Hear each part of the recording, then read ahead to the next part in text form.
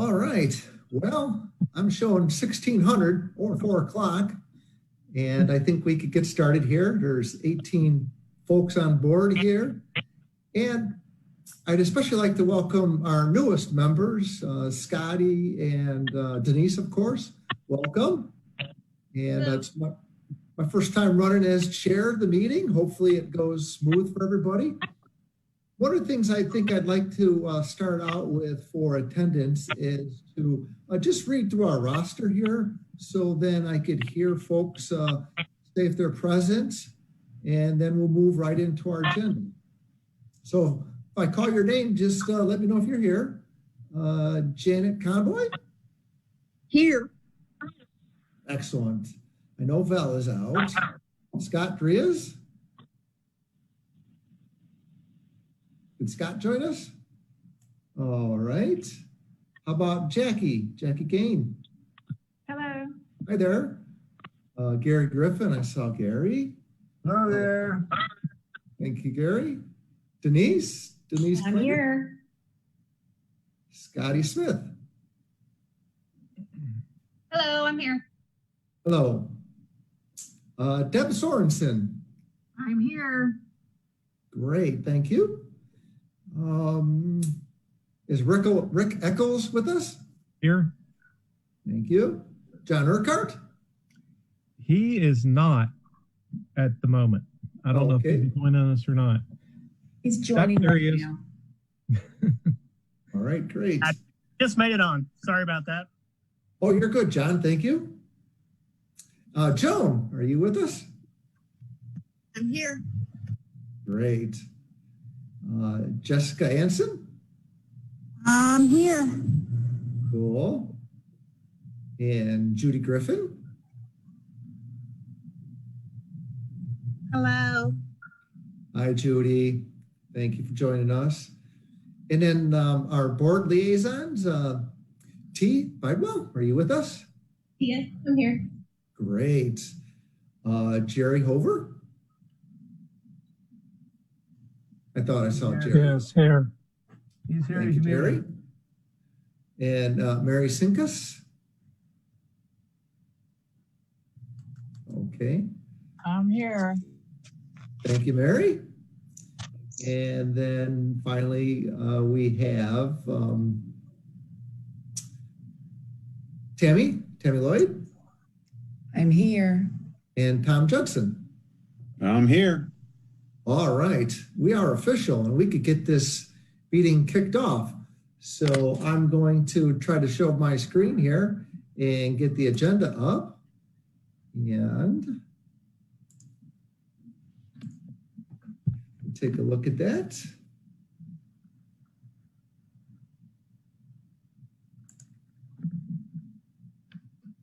All right, so everyone should be seeing the agenda, right? No. Okay. Well, I'm not going to fight this here, so I'm just going to let you know that we'll go through our, see if there's any guests with us, and then we'll go through our amenity reports. And then we have a committee member clarification, which I'll go through, the 2 new members. And then we'll talk about the Branchwood Disc Golf Tournament, and then the meet and greet from Deb. And then Tom is going to have some training for us. And then we'll go through the POA staff reports. And I'll call up the folks as they come to their departments, and I'll let them talk. So are there any folks out there whom I didn't call by roll who might be visiting our Zoom meeting? Okay, no guests. So let's get into our amenity reports then. And we have first the Branchwood Complex. Debbie? Everything's in order. I walked it today and I walked it last week too on the trail. And everything, the doggy bags are great and the trash has been picked up. The building itself is fine. Usually when I go to work out, there's only about 6 or 7 people, max is 10 in the workout room, but everything else seems to be in order and the reservations seem to be working well. So that's it. All right, that sounds nice and smooth. Great on that. And next, how is Tyree Park looking, Denise? Tyree Park was great. It was in excellent shape. Everything was really clean and well maintained. I was there on a Wednesday afternoon at 2:00, and there were 4 cars in the lot and 8 people in the pavilion. And a couple more cars were coming in just as we were leaving. So I thought that usage was good for a weekday afternoon. The bathrooms were open and absolutely spotless. The grass was mowed and trimmed. I didn't talk to the folks because it looked like a private event. I didn't want to walk up and just interfere. Right. But they were socially distanced, but not wearing masks. And then one guy was fishing, but left before we had a chance to talk to him. And then, like I said, 2 more vehicles were coming in. So everything was clean and in good shape. Wow, excellent report. Thanks for that detail there. It sounds like it was a good afternoon there, and the park is looking great. Okay, how about the RV storage and Lake Ann Park? Jackie?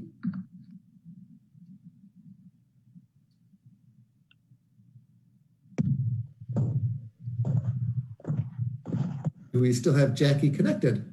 She's on mute. Sorry about that. I'm just talking away. Okay. Can you hear me now? So Yes. I did not make it to the to the RV storage this month, so I don't have a report for that. Lake Ann, we have 3 portalets there, and I checked before the weekend and after the weekend, and 2 of the 3, there's nowhere to record when they were serviced last. The one that you can record when it was serviced last, they're writing on the door because the paper is full and you can't really tell. But before the weekend and after the weekend, one of them had toilet paper. The other 2 did not. 2 of them were very clean. One was not. The one by the trailhead, I think, is used a lot, and it was not clean and did not have toilet paper anytime I checked. So I don't know if we need to bump up BBB septic or not with, I think that's who does it. It was what was on the door, but they were not very enticing to use. I did ask a couple people about, actually I dog sitted this last week. And so I used the shallow end of the boat ramp there to take the dog swimming as well. And lots of kids there. It was a lot of fun. There was a family out there. Actually, this afternoon I went out there. And I just asked, why did they come to Lake Ann? And it was pretty much that it's just kind of a hidden gem. A lot of people don't use it, and they like to go there where there's not. And there were probably about a dozen, and they were all family, not social distancing all together. But on the weekends, it is busy. But I agree with them. On the weekdays, in the middle of the afternoon, it is very quiet. It is a nice place to take your family. But overall, it looks good. It's well maintained, continually mowed. Pavilion looks good, but just my only concern I have is the portalet. Okay. I'll make contact on those porta potties and make sure they have new charts for service. All right. Thank you, Rick. Thank you, Rick, and thank you for that report. Let's go on to Roridan, and it would be reported by Scott, which I didn't hear. Maybe he showed up, though. Okay, move on to Loch Lomond then. From Scotty. I have gone by twice. I went about 2 weeks ago. I had never been there before because I live over by Metfield, so that was new. So I just thought it was a cool place. But I didn't get out and walk around then. I just kind of drove around, and I saw 3 people with dogs. This morning I took my boys. I've got 2 little kids, and we walked everywhere. We even checked out the bathrooms. The grass looks great. It looks like they've been keeping everything up there. I didn't see any trash anywhere. There were a lot of people there. And as we were leaving, there was a group of gentlemen getting together. I didn't go up to them because we were socially distancing, and my kids have asthma, so we're not going near anybody. But one of the things I was concerned about, the women's bathroom is locked, but the men's wasn't. So I did check out the men's room. The men's room, the door was unlocked. There was some water on the floor.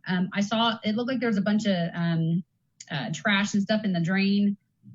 There was also some water. So, and it hasn't rained for 3 days. So I don't know what happened in there. And I wasn't going to try cleaning up when I got my 2 kids with me. But Yeah, no, yeah. But the women's room was locked, so I didn't know if they meant to lock both of them, or if something happened in the women's room, maybe they needed to lock it before somebody could get to it. I don't know, but we've had ongoing issues with leaking pipes. okay. It's been more than a year. It seems like we have leaking pipes once a month. Okay. So I can only imagine that's what it was, and I'll get with grounds maintenance and see where we stand on that. And maybe a sign to let women know. I mean, again, you guys know I'm from the military. If the women's room's not open, I'm going to go in the men's room. But you might want to put something up just to let women know, because like if it were my mom, she wouldn't have even tried the handle. She just would have had to go to the bathroom really bad. So some groups of people may not be as comfortable trying the other restroom. I'm trying to think if there was anything else. I had one other question, and I don't know if this is part of my amenity or not, because I'm new to this, but one of the benches, all the benches have these really cool little plaques, and one of the plaques looks like it's been snapped in half. And I didn't know if we can reach out. I wrote it down, the Village Pride plaques. Is that a group that still exists, and can we reach out to them about a broken plaque? Village, what was the? It said on it Village Pride. I actually took a picture of it. Yeah, Village Pride is no longer in existence. Okay. I just wasn't sure because it's a broken thing, and if you run your fingers over it, again, I'm with my 2 young boys, so they're climbing on it and touching everything, and I was like, oh, be careful of that. You don't want to cut yourself. So I just didn't know if it was. I'll have it removed. Okay. Good That's all I maintenance got. item. Okay, good deal. Thank you for that report, Scotty. Okay, so moving along to a little bit west of there, we'll go to the gun ranges. All right. Well, I went out and checked them out a couple of weeks ago, and when I went to the rifle and pistol range, there was only 2 shooters in the pistol range, but you couldn't get near the rifle range. It was just full completely. Roy said that numbers have been good. It's been busy all the time, and which was a good thing because we weren't sure what was going to happen, after the 2020 plan went through. And so that was a good thing to hear. Went over and spoke with Carol at Trap and Skeet, and busy once again. Quite a few people there. Both places are looking good. I see some construction that's happening over at the rifle and pistol range. Looks kind of like you're putting a retaining wall up there or something, but maybe John can fill us in on that. Yeah, looks like he will. Yeah, it's we're actually going to have a little area right there with some benches along with a new info kiosk. The places where you find all the information are on one end or the other. And we don't use those gates as much as we used to now that everybody kind of centrally moves in from their range attendant building. So we're putting up a new info kiosk and also several benches right there so that people have a comfortable place to wait if they're waiting on a bench. Okay, good, thanks. Other than that, things look great. And I would say until next month. All right, that's great news. Thank you for that, Gary. Belle's not here, we know that. So Janet, how's things looking at Tanyard Creek and Lake Avalon? Tanyard Creek was, as always, packed, and I was there in midweek. So I would like to say that the parking cables and boundaries have really made a difference in terms of people being able to see where they can park, as well as limiting people getting blocked in and whatever. I walked the trail, and 2 interpretive signs are fairly faded and need to be replaced soon. So I can't tell you which one they were because I didn't think to do that, take a picture. So, oops. One area of concern is the area around the waterfall observation pad that's been screened off with the orange, whatever, plastic. that continues to be safe, but the access to the rocks under the falls, it's cabled off, but people just duck under it almost without exception. Everybody that came to, and I'm talking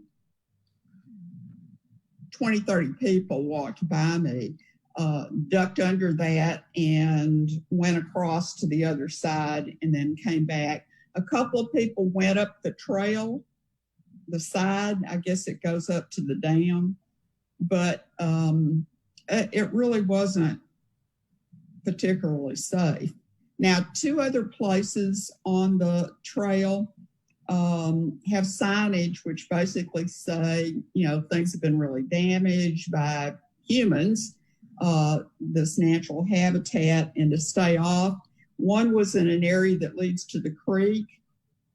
It was being ignored. So a sign alone apparently doesn't get the response we'd like to have. The other sign was in an area that looked like it was fine. It was growing up and all was good. People were having fun to them. There was practically no mask being worn.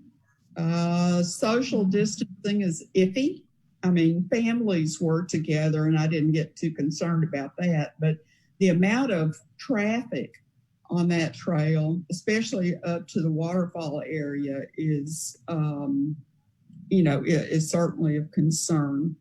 Not as much traffic all the way around. I would like to say that people took note, saw some people on the bike trail, and that's a really nice thing that's been, developed there. So that was good. Let's see. The shelter looked great, other than you had to watch out for the bird droppings, but it was kept really clean, and the bathrooms were very clean. So all was good there. Okay. I don't know Rich, what can we do about the observation area and, blocking the area we've tried to block off? Oh, I'll jump in here, Janet. This is Joan. We had that fence installed a few months ago, and unfortunately, short of staffing that park all the time, there is not much we can do. COVID, there are a lot of people out and about. We could add more signs, but as you also mentioned, unfortunately, we can't sign the world when people are somewhat doing what they want to do. We are looking at the overlook place long-term. Yeah. This can be done, and it is a little scary because there is a lot of erosion there, but there's not a whole lot we can do right now. The rangers and the volunteers are out a lot, but it's not going to catch everybody. Well, I guess I wondered if we couldn't narrow the spacing somehow, put a couple of additional rails in there. Again, we added all that railing, and certainly we could look at that again, but there was nothing there before, and now there's much more, and they're still doing what you mentioned, climbing under.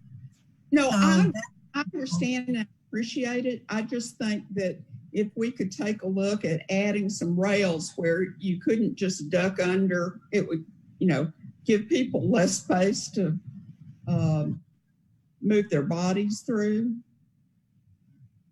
Maybe. We will definitely put it back on the list for review. We continue to monitor that area. It is something that Rick and I have been dealing with for a long time, and I wish there was an easy answer. The other part, just in full disclosure, even putting posts in the ground in certain areas have become a problem because of the erosion, so we don't get good footing. But we will definitely continue to look at it. Okay. Thanks. I'm just getting educated, and so it really helps me. I wasn't trying to be critical. It was just, I just got concerned. I knew you guys must have been concerned, or you wouldn't put the stuff up. So anyway, looks good.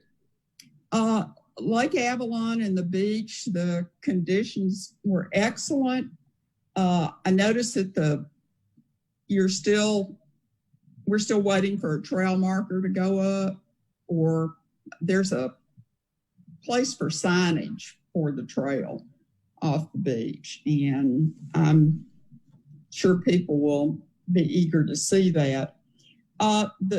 Neither the dam nor the beach was being fully utilized. There were 3 people on the dam, and there were probably, I would say, 10 people on the beach, 2 groups, some in the VIP lounge area, and then some on the beach themselves. It was all clean. And people, I just asked a couple of the folks, but they really liked how many options for activities there were when they could bring more family members. I noticed that the house on the dam was freshly painted. Really looks nice. And then Kelsey, the staff person for the snack bar on the beach, was amazingly helpful and personable. Really knew her stuff, and could answer all my questions, and was fully masked, and it was just it was very nice. So all's well. All right. Thank you for all that detailed input, Janet. Certainly a lot to take note of, and we appreciate that. So there's 2 amenities left, and those would be mine. So let me tell you a little bit about Metfield first, and then on to London Park. So I went to Metfield on Saturday evening. It was about 5 o'clock, and no one was swimming because of the weather we had probably earlier in the day. But the park was about as most crowded as I've ever seen it. There were kids on bikes in the skate park. There were a dozen folks in 2 different groups playing mini golf. There was 4 people in the tennis park. What do you call it? It's not tennis. What's that little court? Pickleball. Yeah, pickleball. Sorry, that thought just fell out of my brain. I couldn't spit it out. But yeah, pickleball was being used. And then there was folks in the pavilions, a couple different families. So everyone was occupied, and I didn't want to bother them.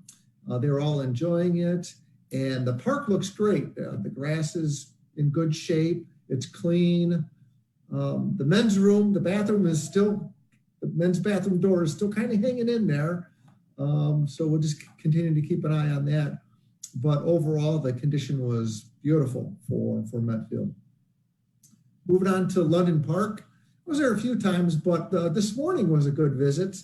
There were 3 or 4 trailers in the parking lot with 1 boat launching. This was at about 7 this morning. And then a few gentlemen there with the dogs, playing with their dogs. And I met Chip, the fishing dog, who was running down the ramp and trying to get fish. It was quite cute. One of the gentlemen I was talking to said that last year he wrote a letter to the POA about an issue with that park, and it was resolved. So he was very thankful for that. And to wrap up the report, the park is looking great. The fish cleaning station is spotless. Everything is really looking good there. Bathrooms clean. So 5-star rating on London Park for this report. And I think that's it for our amenity reports. Does anybody have any questions? All right, cool.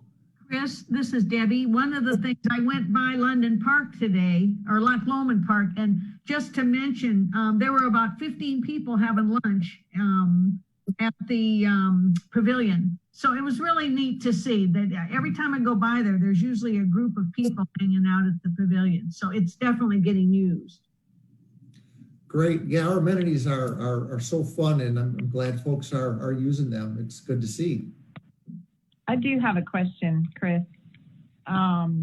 Somebody asked me what happened at the fish cleaning station with the fish guts. Where did those go? I seen for myself, one of the rangers comes by and cleans it up. I'm not sure what the schedule is, but that's true, Rick. They have a schedule for that, right? Yeah. So they come by daily to take care of that. On most of our cleaning stations, they kind of overhang deep water on the lakes, and the waste goes directly into the lakes, and that's what's that's perfectly okay. At London Landing and also at Lake Ann, the area where they would go is kind of at the end of a cove in what can become stagnant water. So in those situations, we take the waste and remove it completely. And in fact, kind of jumping the gun a little bit, but last week we gave a Celebrating Success Award to Phil Ward, who came up with a design to greatly improve those cleaning stations to keep the animals from getting in and overturning the buckets and that kind of thing. And then when I investigated the work he's done, I found that he has a long history of helping out with the POA. So that award was greatly deserved and probably long overdue. And we're so happy with the results of his work. All right, thank you. I have a question as well. Can you guys hear me? I'm doing the same thing. We live close to Metfield, and I've talked to a couple people who used to work out in the Metfield Rec Center, and I was one of them.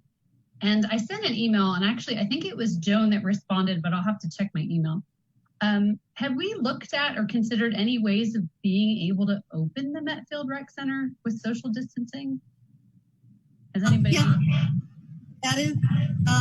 That was the email that I replied to you on, Scotty, and I gave you a lot of details, but I was going to address that in my report, so I'll just address it real quickly here. We are going to reassess at the end of August. We have a lot of challenges with that facility due to spacing, but we're going to reassess at the end of August and see what we can do for September. So I'll leave it at that and explain a little bit more in my report. Okay. I think I had, just so the group knows, I had wondered about being able to check out a key from the Gulf station, or if you could, I was trying to, I like to, if I've got a problem, I try to always come up with a solution of something we could offer. The other thought I had was like doing some parking lot classes or something, just so for people that are a little bit closer on this side. Because I know just in my family, my husband and I both used to work out over there, and we work out at home, but we really like having a facility to go to. And I think if it's just the two of us, my neighbor next door used to use it. She's not using it anymore.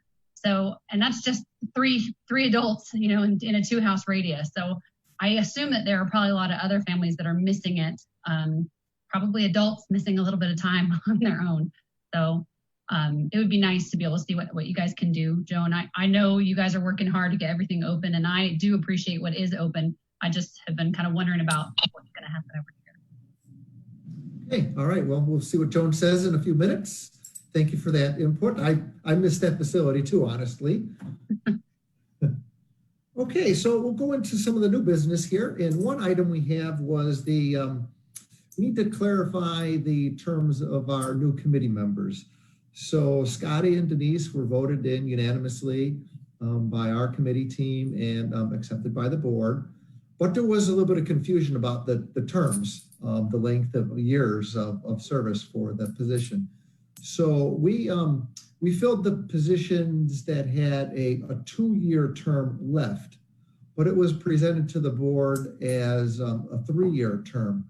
So we probably better clarify to keep our rotation proper that the terms of these positions are 2 years, and they would come up for renewal in 2 years. Chris, I think it's 1 year. I didn't see 1 year in any of the notes though, Debbie. The original information that Deb had put out a few months ago, they had 1 year left on those particular terms. And so they were filling out Ken's and Mary's terms. So, okay. I'm Steve's term, I'm sorry. And then Scott fulfilled Mary's, and Janet fulfilled, I can't remember for the life of me right now. But we had 2 that were 3 years and 2 that were 1 years.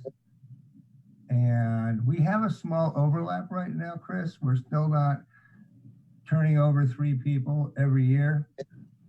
It happens to be a glitch in that system right now, so maybe we can work on getting that straightened out.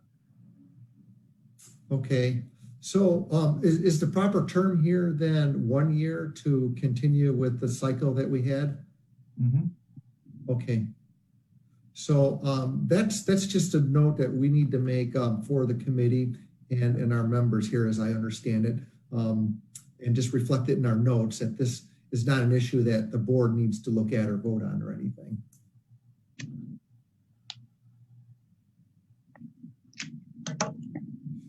Does that sound, Tom, any guidance on that? Sure. Yeah, how you're handling it is good. I like, well, you can't go beyond 3 because the board gave you authorization up to 3. You know, your committee tends to have very static turnover, meaning people stay on for the majority of their term. And I do, as you commented, having a good rotation is really wise, because you don't want all this knowledge to roll off all in the same year. Yeah. So if you have to fit them in where it's a 1 year term or a 2 year term so that you can maintain good rotation, I think that's wise. Okay, thank you for that. So I remember when I came on, it was a 1 year term that I filled too. And then you just come up and you stay on and ask the committee to vote for that. And usually you get to stay on. So yeah, absolutely. Stay with that 1 year and look forward to, Scotty and Denise extending on after that. So the 1 year will be for paperwork though. All right, cool. Go ahead, Denise. No, I was just going to say, that's fine. I was under the impression it was 1 year and we'll go a year and then see how it goes. Sounds good. Thank you. Okay, next item would be the Branchwood Disc Golf Tournament. We need to seek approval to open to guests along with members. And this is something Jessica and Joan are going to talk to us about. I'm going to throw this to Jessica. She'll give you a little history and she'll take it from there. All right. Thank you, Joan. Can you guys hear me? You're good. Okay, good deal. So this would be last year, the second annual Branchwood Disc Golf Tournament. It would be in the beginning of October if the Recreation Committee allows. It's put on by volunteers who help to design and maintain this course along with our maintenance guys as well. But it's a good time. Last year, the winner was a member. So we're seeking to have you guys, and I'm sure you'll have some questions for me, but allow us to do this again. And of course, with some COVID social distancing. But it's a great thing. It's outside. People can, socially distance. They can watch it. We had quite a few members come out last year that actually just wanted to watch it. But it's an amateur and a pro tournament. Okay, that sounds interesting. So what is the mix of members and guests? You a ratio or numbers of each type? Well, like I said, we've only had it 1 year, but I would say last year it was probably, I would say 70% members, 30% guests. And the guests were just mainly people who are ranked as professional. Okay, cool. And the overall number again, how many people participated? We had 22 people that participated for all ages. Last year we did, they did a little put on something in the beginning for kids. You know, you could bring your kid and they were teaching them how to throw the disc correctly. And so it's all ages, all, you know, it could be your first time out and you can participate.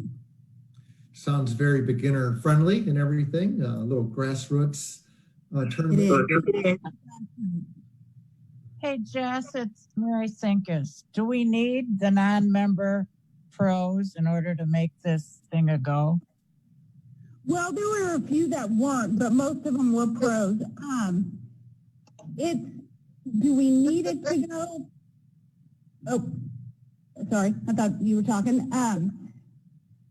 It would be nice, just we don't really advertise or the only advertising we really do is put something in the connections, but it's good because the volunteers, not all the volunteers who helped design and maintain this and build this course for pretty much next to nothing.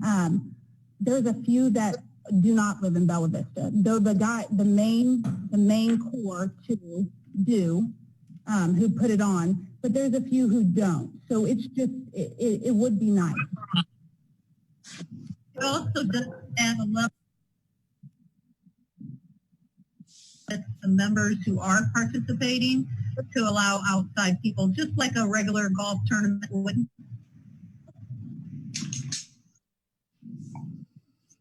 Okay, I think we've got a lot of different events, which we talked about last week too, and we voted on, where we thought would members and guests be allowed to populate the event to become a little bit bigger, a little bit more successful.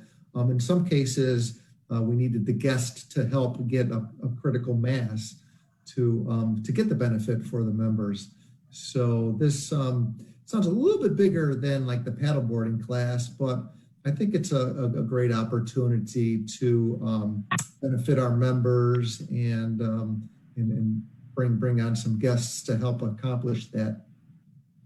So I guess we should open this up to any further discussions here from anybody, any thoughts or comments, and then we could take a vote on it.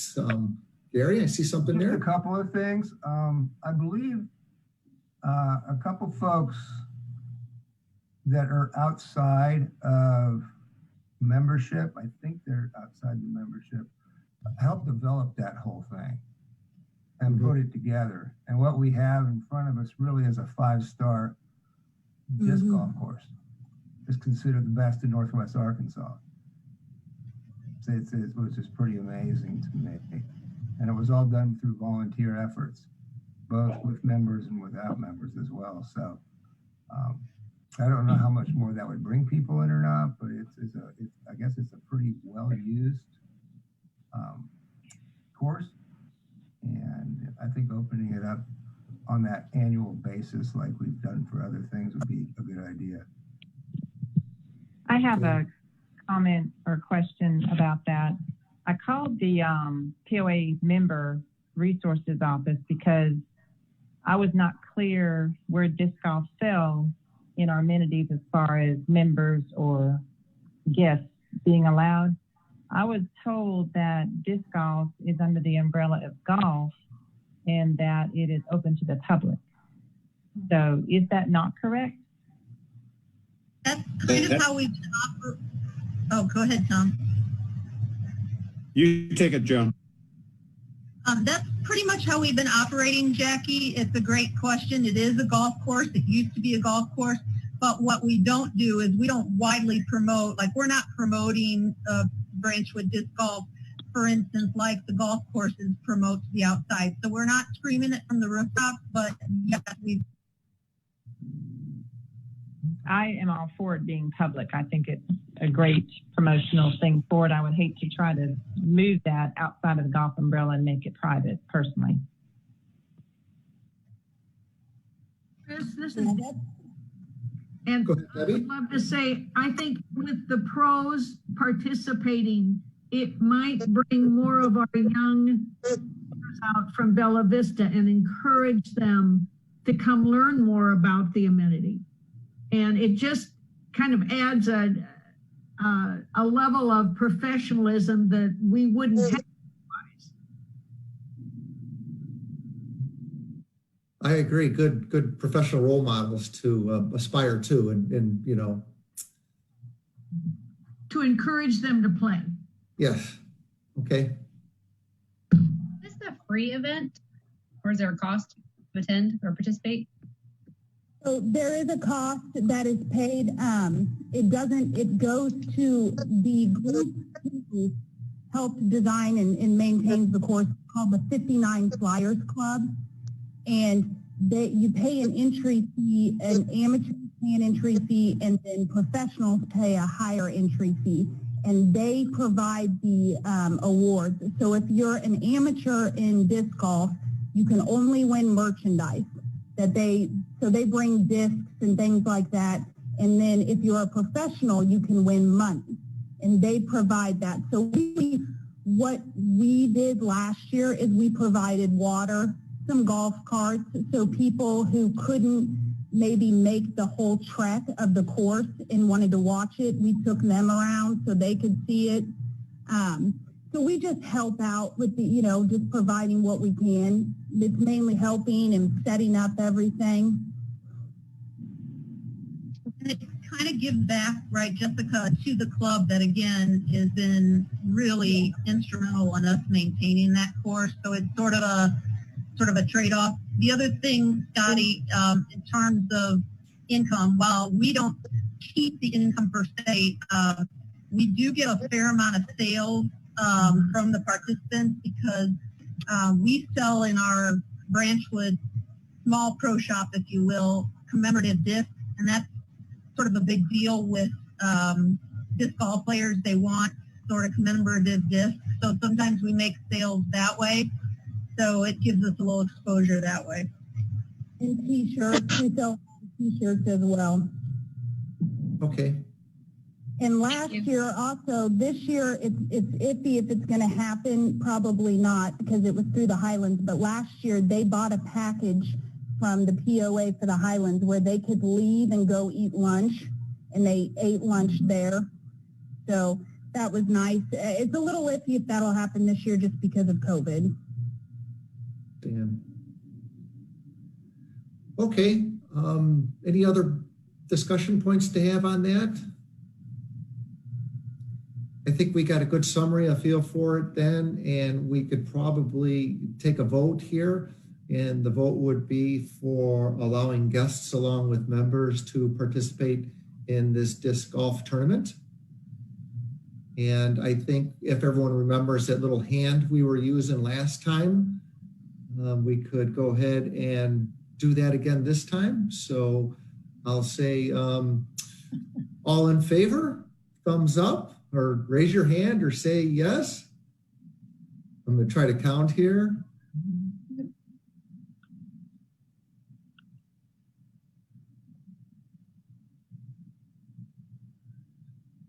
Okay, I got 5. Yes. Any opposed?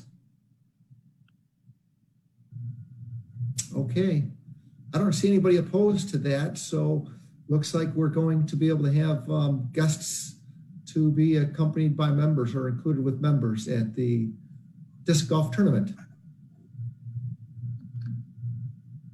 Thank you, folks, for that. We can move on to the next item, which goes back to Deb, and it's on the meet and greet. We have the date set for August 22nd, and we are going to do a Zoom meeting for the August meet and greet. Tom and I had talked about this, and I tell you, the outpouring is amazing. So far, I have 53 reservations, but that doesn't include spouses or partners. So this is many, many more than we normally would have. What's interesting is, and I told Tom that and he agreed, we might do Zoom meetings a couple times a year, just even if we get back to normal meetings. What we're finding is I'm getting people from out of state who are interested in Bella Vista. They would like to sit in on the meetings. And then also people who own land here who haven't built yet. So it's, you know, it's just a whole different array. It's quite a different audience. And so far I have about 15 states, including Maryland, Montana, California, 4 Texas, 5 Arkansas. So Wow. we're just getting, and Missouri, Iowa, California, Minnesota, Montana. So we're getting a really good array. But anyway, it should be a very successful meeting, and I will chair it, and then Tom and Peter will take over. And so Tom, hopefully you can keep everybody busy, because I know Peter will keep everybody busy. So we'll have to control it for an hour and a half. Okay, great. It sounds like a new opportunity. I'm going to learn a lot from that. So I can't wait to see that regular stuff, real life meetings come back, though, to tell you the truth. Oh, I agree. But this meet and greet on Zoom, we're getting new people that we wouldn't have otherwise. Sure. So that's exciting too. Good. Thank you for that, Debbie. Yeah. Okay, so next we have Tom Judson, who we can combine his topics. He's got some training for us. And also, if he wants to report on anything from his perspective, we'll give the Zoom platform to Tom. Well, thank you. I just wanted to take a couple minutes of your time. Tammie, can you try and share a screen so you can pull up the presentation? Fantastic. While that's pulling up, I'm going to give you a couple quick numbers that are unrelated to the training. First of all, the number of amenity cards that have been sold through the end of July are up 36% over prior year. Using rough numbers, it's gone from about 8,000 to 11,000. So those are proven to be very popular. The number of boats registered is up 800 compared to last year, which is a 15 to 16% increase.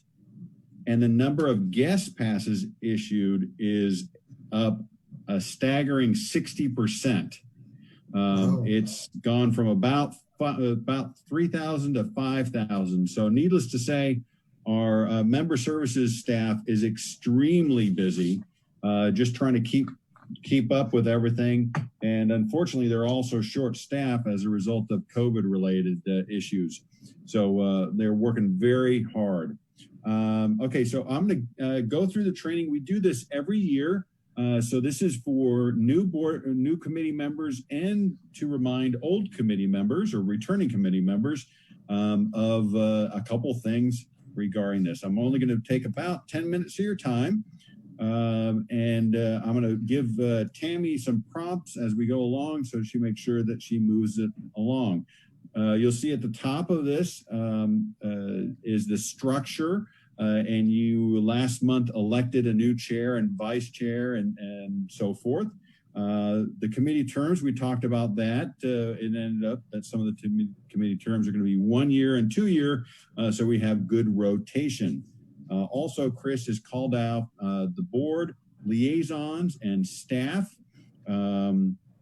You'll notice that when you're going through the amenity reports, how Rick and John are diligently writing notes down, and by the next meeting, they'll typically report back that any problems that you were reported have been fixed. Always want to remember that as an advisory committee, the first word there is advisory. Your opinions are very important to the board, very important to management, but it is advisory. So you issue recommendations, we listen to them. Sometimes we'll give you research topics to work on. Sometimes we'll have you set up into subcommittees to work on issues. And we very much value the input, but just remember it is advisory, and we want to make sure that you understand that. You're also are goodwill ambassadors, I'm sorry. So we want you to go out. In a couple of the presentations, people mentioned how they had spoken to property owners and sought input from property owners. Perfect. Talk to your neighbors. There was a reference about talking to neighbors about opening up Metfield and getting their input. That's what we want you to do. We want you to talk to your neighbors, your fellow members, to get their input. So it's not just you're representing yourself, but you're representing a lot more than just yourself. I'm going to have Tammie move on to the next one where it says meetings. And this is the overall structure of the meetings. Now, Tammie is going to send this out, or has already sent all this information out to every person. I'm not going to read this for you. You can all read. But the committees as a whole do a very, very good job of being organized in the way that they need to be organized, which is covered on this sheet right here. So when you get an opportunity, please read through this. It'll really give you a good idea of how it takes place, how we track the minutes and keep the minutes on our website for an extended period. We video them, all the meetings, and we're recording this, and it's going to be made available on our website. So if a member is unable to attend a meeting or is interested, say 2 years later, they want to learn more about what occurred, they can go online, they can find the meeting, they can play it, and they can get educated. Tammie, I'm going to have you move to policy 1.01, the second page of 1.01, please.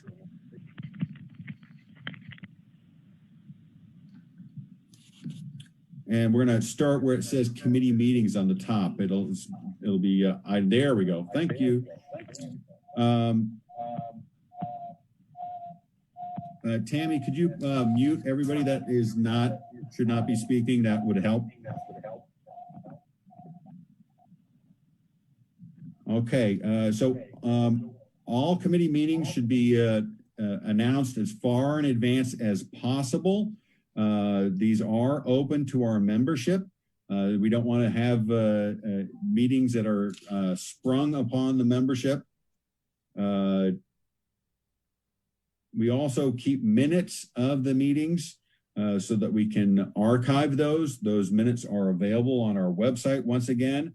So if you go onto our website and if you look under the Recreation Committee, you're going to see the agendas, you're going to see the minutes, you're going to see the videos. So we try and provide a wealth of information for our membership.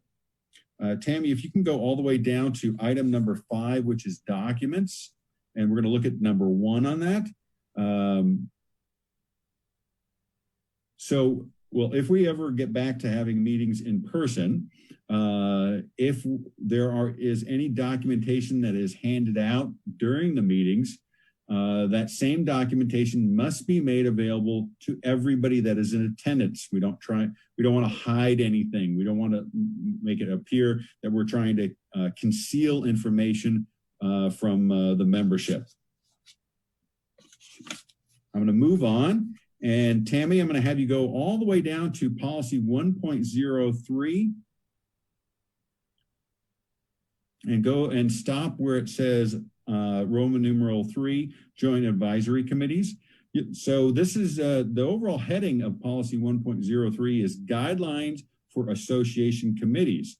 Now we have several different types of committees and they are for different purposes. But item number 3 covers specifically the joint advisory committees and starts creating the structure, the governing document structure behind the committee itself.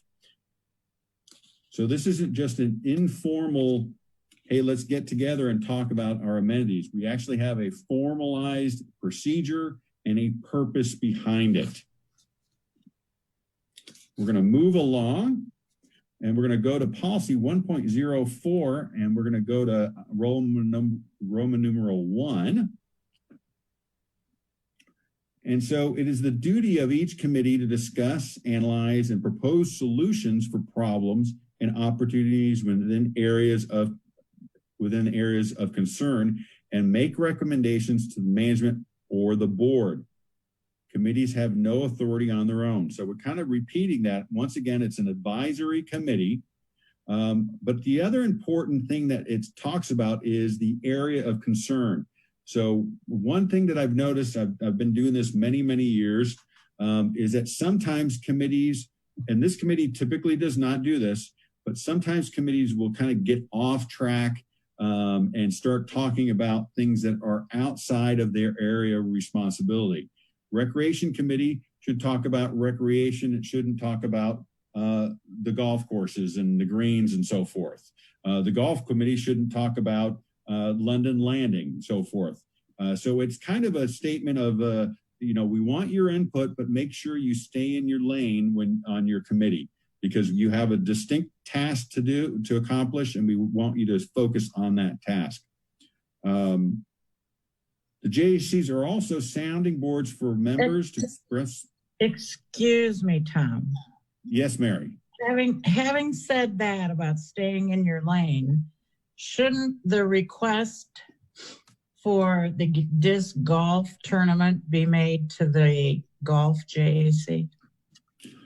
On that particular one, since it's at a park next to a fitness center, I would say that it probably does make sense to leave it in the recreation committee.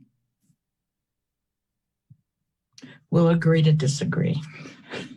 Golf doesn't manage that at all. Recreation does, Mary, just as an FYI. Yeah. But if we're presenting it to the membership as a part of golf, we're going to have an issue. Well, I think where the reference was, it's similar to golf is I think how Joan phrased it. When I looked at it, I look at it in this way: is Rick's team is the one that maintains Branchwood. Joan's team is the one that sells merchandise for disc golf, and so in my opinion, it is a recreation committee item, but it does have similarities to golf. Hence why Joan referenced the comparison. Okay. So moving along, the JACs also serve as sounding boards for managers, for members to express their concerns and suggestions, some of which may result in studies and recommendations.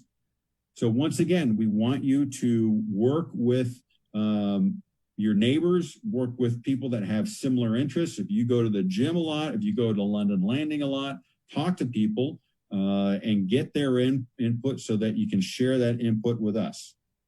I'm going to have, Tammie, I'm going to have you move down to under Roman numeral 2, go down to items number 4 and 5. The number of members on each committee shall be determined by the chairperson in each committee. So typically committee size ranges from 7 to 9, and we give the committee some flexibility to stay within that range. Reappointments of appointments and any reappointments of committees are made in June the terms begin in July. We actually allow the committee to make those recommendations before June. We actually like them to be organized and so forth, but each term begins in July. And then under item number 6, under the same heading, committee members shall be limited to serving no more than 2 successive terms on the same committee.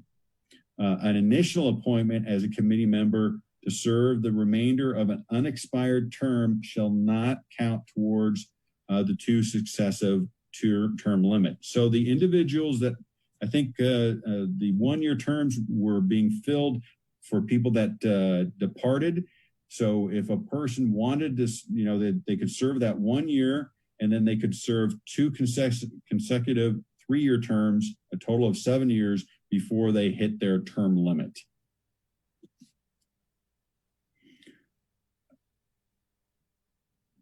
Now, my role as a liaison is I attend the meetings, but we also have multiple association employees attend the meetings. because we want to make sure that the right person is involved. Recreation covers a wide array of amenities. So you have Rick and John, Joan, and 2 Jessicas on this call. All are staff members, and we just want to make sure we have the appropriate amount of coverage so if there is an issue, that it goes to the right department and does not get pushed aside in any way. Under item number 5, or Roman numeral 5, each committee will meet on a monthly basis. Exceptions can be made. Typically, those exceptions are made during the winter time, usually in the November, December timeframe when the committees run up against the holidays. But we typically like you to meet every single month. If you're going to miss a month, make sure you don't miss 2 months if possible. Under item number 3, in order for the committee to have a meeting, they must have a quorum, and that's you'll see that Chris went through all the attendees earlier to ensure that we had a quorum in place. On occasion, it doesn't happen often, on occasion we will have meetings where we are unable to get a quorum. We will not keep the minutes of that meeting, but staff is always willing to stay on, and in many cases we will still have a meeting, but it won't be an official meeting and there won't be minutes taken. But we encourage you to attend as many of the meetings as possible. You volunteered. We appreciate you trying to attend as often as possible. Orientation, that's what which is item under Roman numeral 5, is what's happening right now. We try and give that on an annual basis.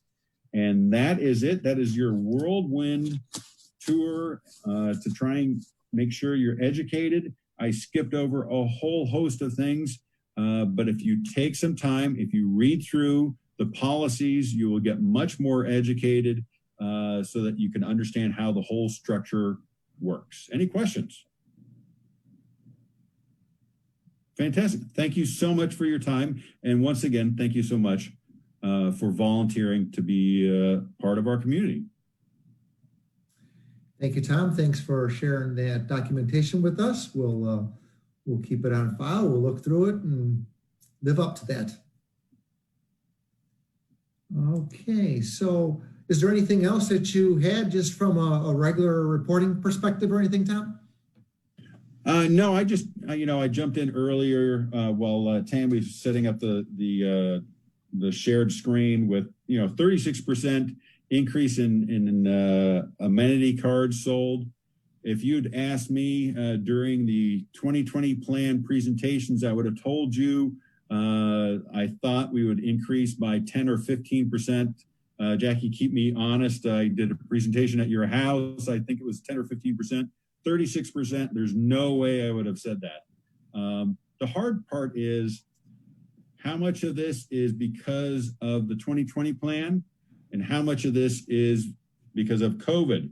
Is COVID making us sell more because more people want to use the lakes and so forth? Or is COVID actually making us sell less because maybe someone doesn't want to use the gym facilities because they don't feel 100% comfortable? So I don't know. If it was a non-COVID year, would we have sold only 30%, or would we have been at 50%? I honestly have no idea.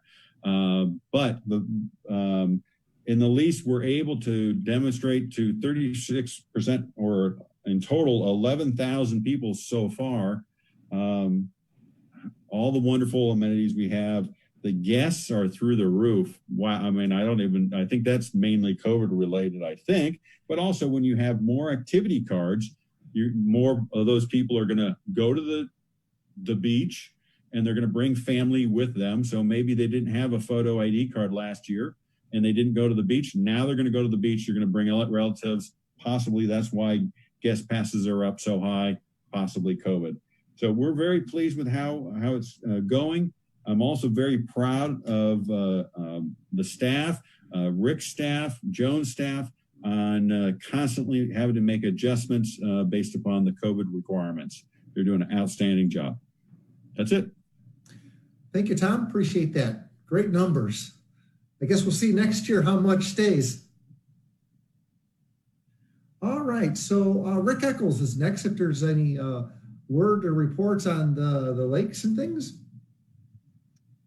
Absolutely. I talked about the celebrating success that we presented Phil Ward with.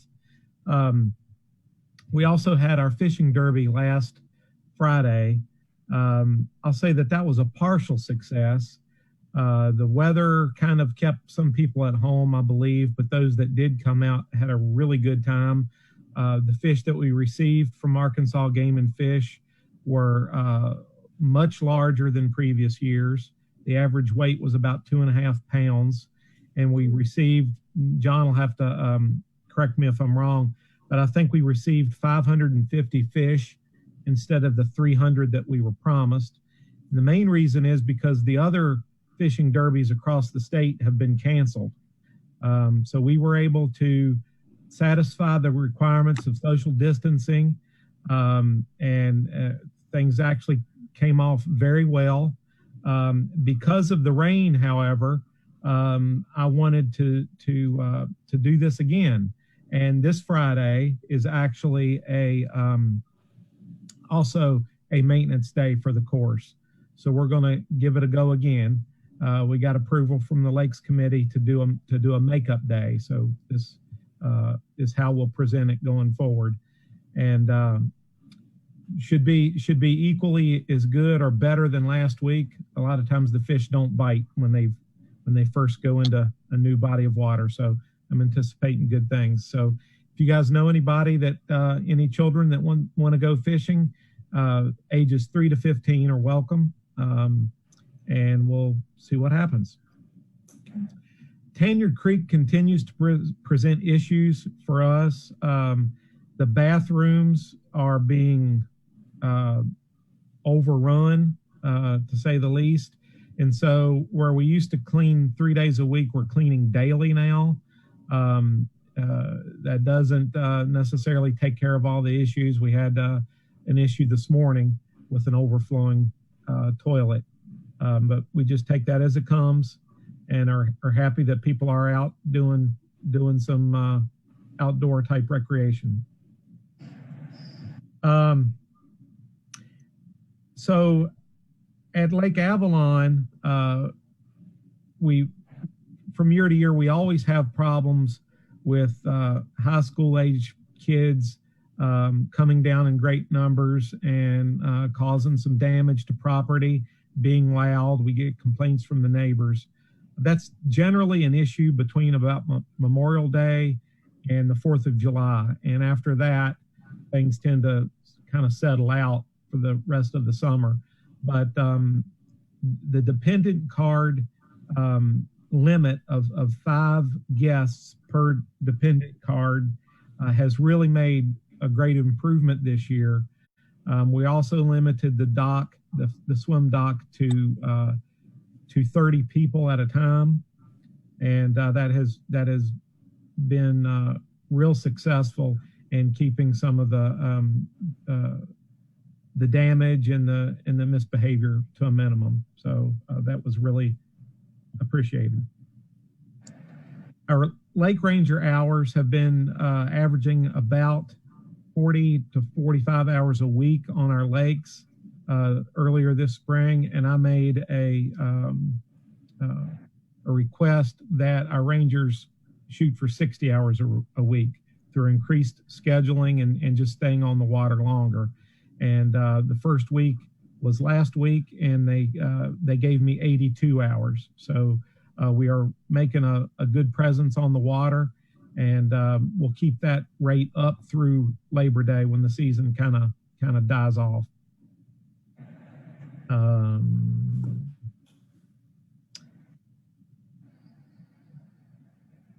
And that's about it. John's got some news to report about the cancer shoot that we had this past week.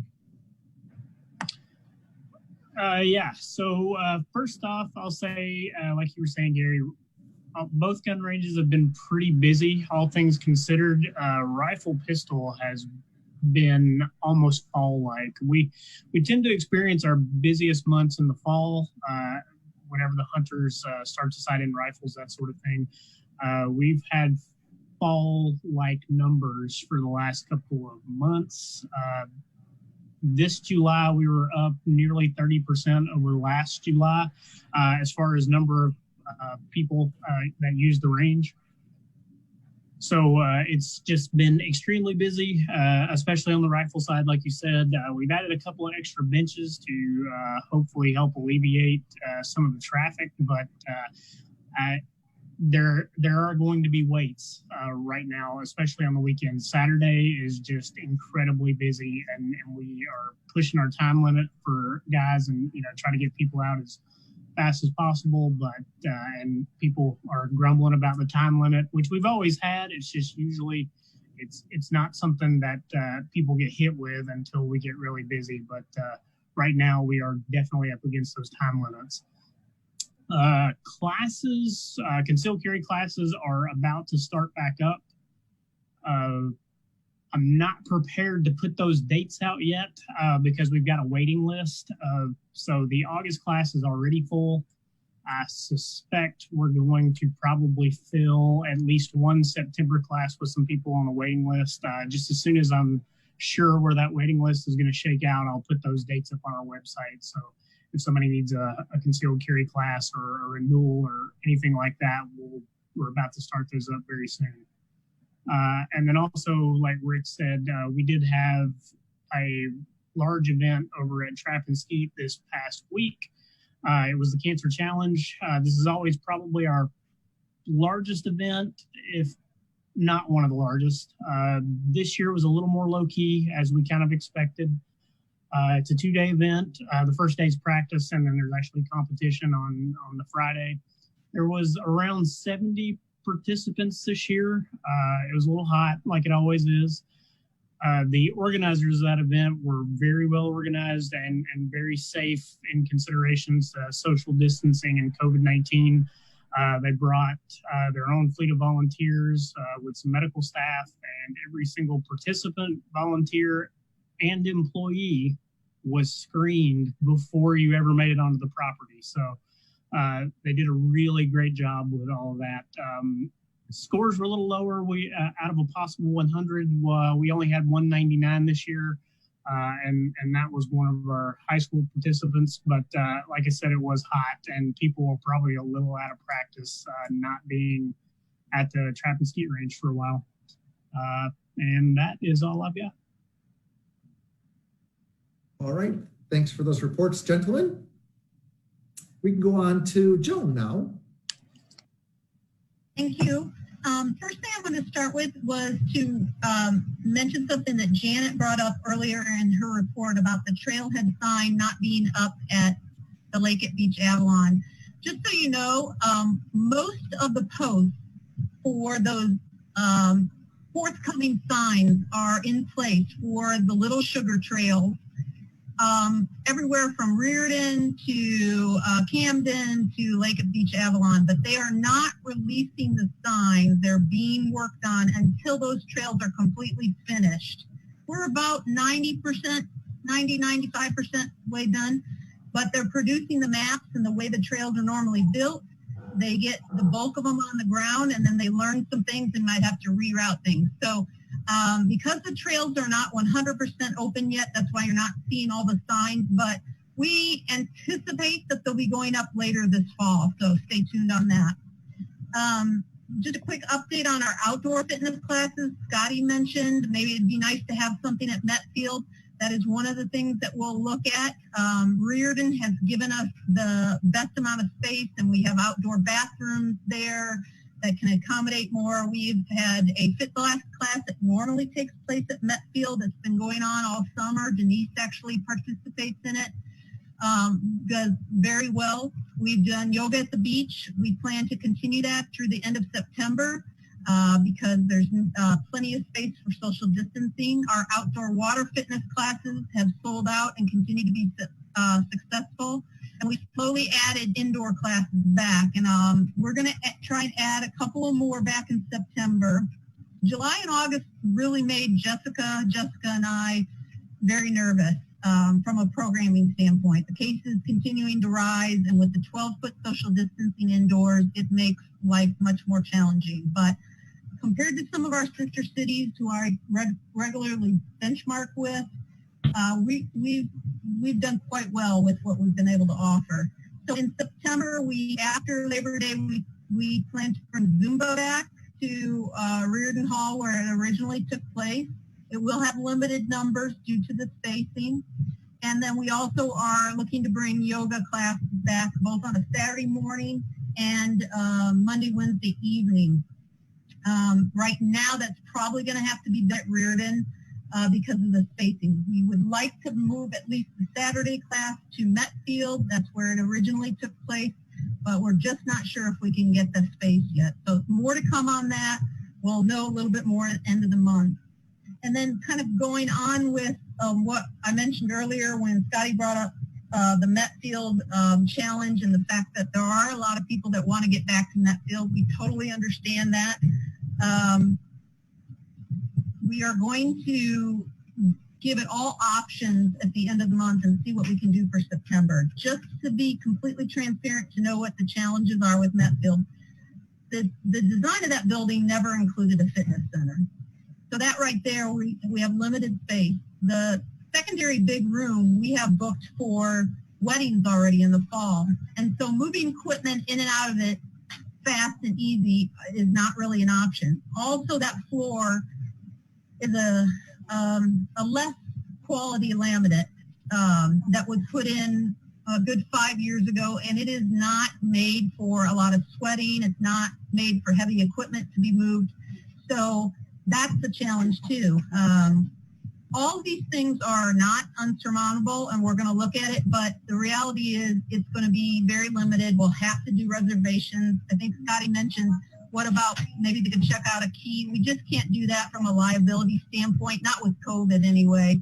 We have to ensure that the equipment is cleaned and monitored. So again, stay tuned. We recognize that our members want to have their neighborhood fitness center open, and we're going to do what we can. So probably after Labor Day, we will have a lot more detail, but we'll announce it probably the end of August. Blowing Springs, just a quick update on the trail in the back of the park. If you haven't been back there lately, it has come along very well. That's the that's the Greenway connector to Metfield. From the edge of the RV park to the back of the park, the concrete pavement is down, and they have already started to smooth out the edges, so to speak. So that's going to have to be renaturalized, seed, all that. I hope to be able to open the park by the back of the park by early September. But then we also will have the same challenges we have with Tanyard, because that's a very popular park. So it makes it a little more difficult. Some people are great about social distancing, some are not, but more to come on that. The last thing that I'm struggling with, quite honestly, is with playgrounds. We do get requests from time to time. Playgrounds are very challenging because kids don't naturally social distance. And of course, at the playgrounds, we don't have people to supervise. And some parents are great about it and other parents are not. And what you run into is some parents might be more flexible, but be upset if another family is not keeping their kids at a distance. So I just got word today from Bentonville that they're going to try and reopen in September with a lot of restrictions, but I'm going to do what I can, but it's not going to be easy. So again, more to come in September. One other thing that Jessica helped push through, the pickleball lines at Branchwood were repainted this morning. Now, that's a touchy subject. As many of the old JAC members know, pickleball was our top-rated thing that we proposed for capital budgets in 2020. Because of the tight capital budgets, we had to pull that. But the demand for pickleball remains at an all-time high. The Metfield courts are busy all the time, and there are people playing out at Branchwood. The Branchwood courts overall, not the pickleball area per se, but the overall tennis courts are in disrepair. They are not a cheap fix. But when I went out in the field looking to see what I could do, people begged me literally not to close those courts until we have more courts. So the short courts are in better shape than the long. The long courts are in better shape. The short courts are in better shape than the long tennis courts. So we're gonna leave them open for now until we can work on a better solution, which we are working towards for the budget of 2021. That's all I have. Thank you. Okay, Joan, thank you. And Judy, you could bring us home with your report on marketing. Hi, everybody. Sorry, excuse me. Yeah, we don't really have a lot to report on different than we've had in the past. So we are finishing up the Inside magazine as we speak and connections for September. And we're just working hard and trying to keep everybody informed with the e-newsletter. So thanks so much, and we'll see you next month. All right, sounds good. Well, I suppose that's about it for our formal agenda here. Thanks everybody for your participation and everything. And I see Debbie has a question, so we'll field that. I think you're on mute though, Debbie. Oh, you are unmuted. Okay, thank you.